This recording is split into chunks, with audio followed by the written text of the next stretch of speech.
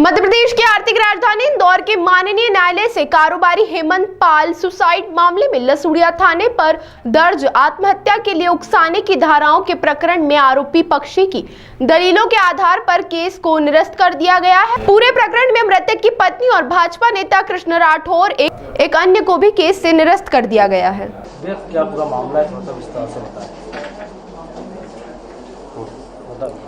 मेरे ऊपर एक 306 का मुकदमा दर्ज हुआ था जो कि फर्जी बनाया गया है। कब हुआ था? 1 साल 4 महीने हो गए इस बात को। क्या मामला क्या था? मामला यह था कि मेरा एक दोस्त था हितेश पाल, मुकदमा उसके ऊपर उसके परिवार वालों ने मेरे ऊपर बनवाया था 306 का। वो मेरा खास दोस्त था, प्रॉपर्टी के लिए मुकदमा बना पूरा। अभी क्या स्थिति है? अब आज क्या हुआ? मैं बाइज्जत बरी हुआ हूँ। जीप कंपास गिफ्ट नहीं है, मुझ पर आरोप लगाया था जीप कंपास गिफ्ट है, पर जीप कंपास तो मेरी खुद की थी। हितेश और हम खुद लेके आए थे, वो खुद दिलाने गया था मुझे।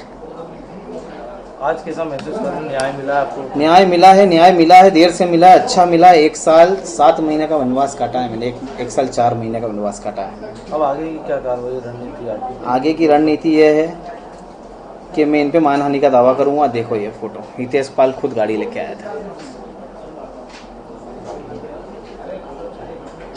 एक प्रकरण चल रहा था सर, किस तरह की उसमें कोर्ट में फैसला सुनाया है और क्या कुछ अभी तक निकल कर आया है पूरे प्रकरण में? आत्महत्या का केस लसूड़िया थाने में एक रजिस्टर्ड हुआ था।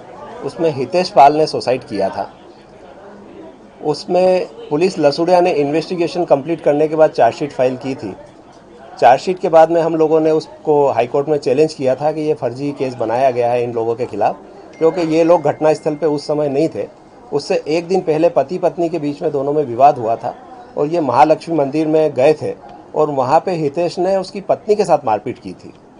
जब उसकी पत्नी ने थाने पे उस चीज़ के लिए रिपोर्ट करी तो पुलिस थानों ने उसमें एफआईआर रजिस्टर नहीं करते हुए एक अदम चेक काट दिया।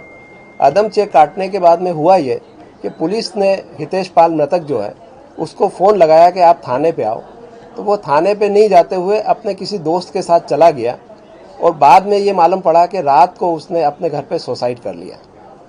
इसमें जब चार्जशीट फाइल हुई तो हमने हाई कोर्ट में बताया कि ये सुसाइड नोट है, ये सुसाइड नोट फर्जी है, क्योंकि हितेश पाल की वो राइटिंग नहीं थी। हमने उसको मैच करने के लिए थाने पे उसके बच्चे की कॉपी सबमिट करी थी, पर वहाँ पे एक एएसआई थे कुमरावत जी, तो उनने उसको एफएसएल जांच के लिए हैंडराइटिंग एक्सपर्ट के लिए उसको भेजा नहीं और उनने खाली सुसाइड नोट पे वेरिफिकेशन ये करवा लिया कि ये जो लिखा हुआ है ये सुसाइड नोट ये हितेश पाल ने लिखा है। उसको कोर्ट में जब हमने चैलेंज किया तो कोर्ट ने उस सुसाइड नोट को डिसबिलीव किया और 3 ही लोगों को, नीलू पाल, कृष्णा मावावाला और रानी उदासी, 3 ही को इसमें डिस्चार्ज कर दिया है और जो पुलिस ने चार्जशीट फाइल करी थी उस चार्जशीट को क्वेश कर दिया है। अब इसमें आपके द्वारा किसी तरह की अब इसमें हम सबसे पहले हम इसमें कार्रवाई करने जा रहे हैं उसके परिवार के लोगों के खिलाफ जिनने ये झूठा केस बनाया है। एक्चुअली हुआ ये है कि हितेश पाल ऐसा व्यक्ति नहीं था जो अपने आप पे सुसाइड कर सकता है। इनका कहना ये है हमारी पार्टीज़ का कि उसको मार के इनके परिवार वालों ने ही लटकाया है और उसके बाद उसका परिवार का मकान में जितना भी सामान था वो ट्रक में भर के पूरा लेके चले गए हैं। तो उसकी हमने एक सेपरेट आवेदन पहले ऑलरेडी दिया हुआ है। वो अभिषेक आनंद जी उसमें जांच कर रहे थे, अब शायद उनका ट्रांसफ़र हो गया है।